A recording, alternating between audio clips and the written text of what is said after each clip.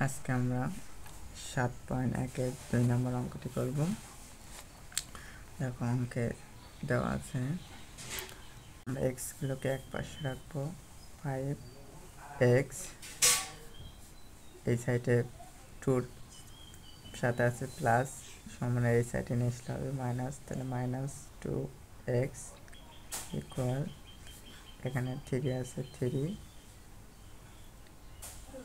এখানে -3 আছে, এই পাশে নিয়ে গেলে হবে +3। তাহলে 5x এর থেকে 2x বাদ দিলে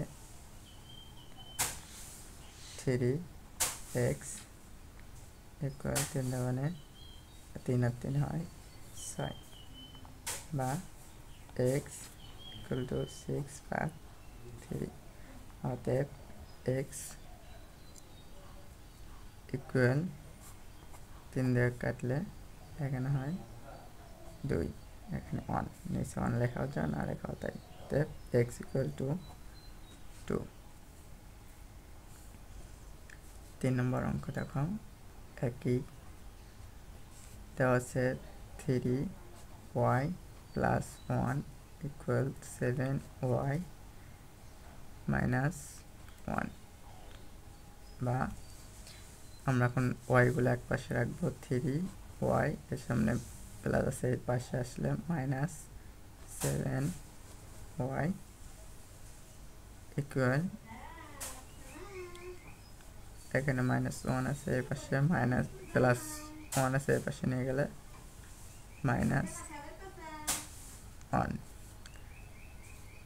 তাহলে এর সামনে কি আছে প্লাস আছে, এর সামনে কি আছে মাইনাস, তাহলে প্লাস মাইনাসে এটা প্লাস মাইনাসে মাইনাস হয়, তাহলে বড় সংখ্যার সামনে যা থাকবে তাই হবে। তাহলে -7 এর মধ্যে 3 বাদ দিলে তাহলে 4y ইকুয়াল -1 আর -1 -2,